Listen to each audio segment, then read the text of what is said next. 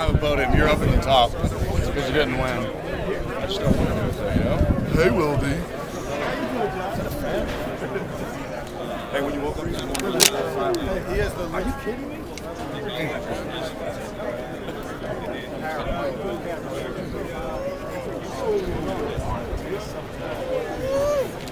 Oh, no.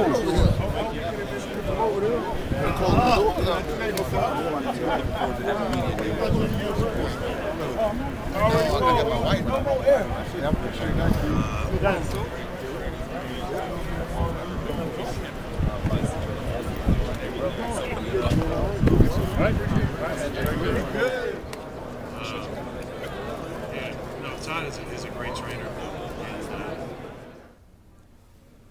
How you doing, everybody, and welcome back to the Super Bowl Media Center here in downtown Dallas, where we have survived, as you watched on the video, Media Day for Super Bowl 45 as the Packers and Steelers take part in the tradition that is the wacky and, in my opinion, unproductive first day of major media access at the Super Bowl.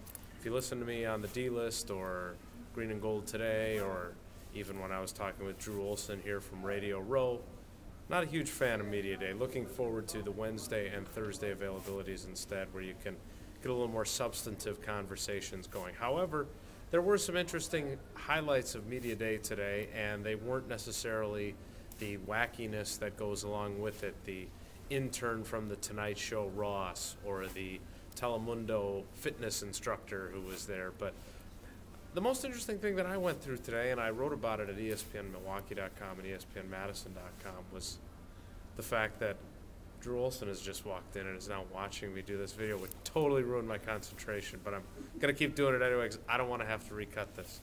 The most interesting thing that I saw today at Media Day was Ted Thompson, who here amid all this madness stayed behind the scenes, quite literally staying behind some barricades in between and behind the podiums where Mike McCarthy and all the players were talking, choosing instead to kind of separate himself off. He did talk to us, but he made sure he was kind of removed, and I thought that was just the perfect metaphor to the approach that he has taken to build this team. He decided clearly that this was a day for the coaches and for the players and not for him, and while we did goad him into talking to us for quite a while, it was clear that he wanted to make sure he was separated from that.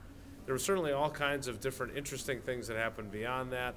Drew Olson took part in many of them. I didn't see him interviewing Inez Sains at any point. No one from our staff, I think, took that opportunity, even though it was emailed to us beforehand. But there were some interesting stories to be told. I spent some time with A.J. Hawk today. I know Drew spent some time with Scott Wells. While it's a crazy scene, and as you saw in the video, it's quite a lot of people, 5,000 credentials issued this year for the Super Bowl. You can't have your productive moments. Nonetheless, I'm looking forward to tomorrow. We head to the Packers Hotel at 6:45. The buses leave on the icy roads in Dallas. A couple of notes for Wednesday that you should know about. First of all, for the Steelers, Marquise Pouncey was off his crutches today.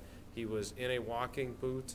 He still maintains there's a chance that he's going to play in the Super Bowl on Sunday, even though most reports have said that he is out and that he is going to be sidelined by that high ankle sprain / fracture in his leg.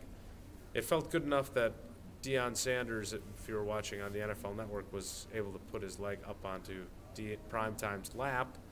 But I'm not sure he's going to be ready to play, even though he ditched the Canes today. The other thing, with the ice storm and weather as it is, the Packers have moved their practice. They were supposed to be outside at SMU, which seemed like a good idea when it was 70 degrees here on Saturday.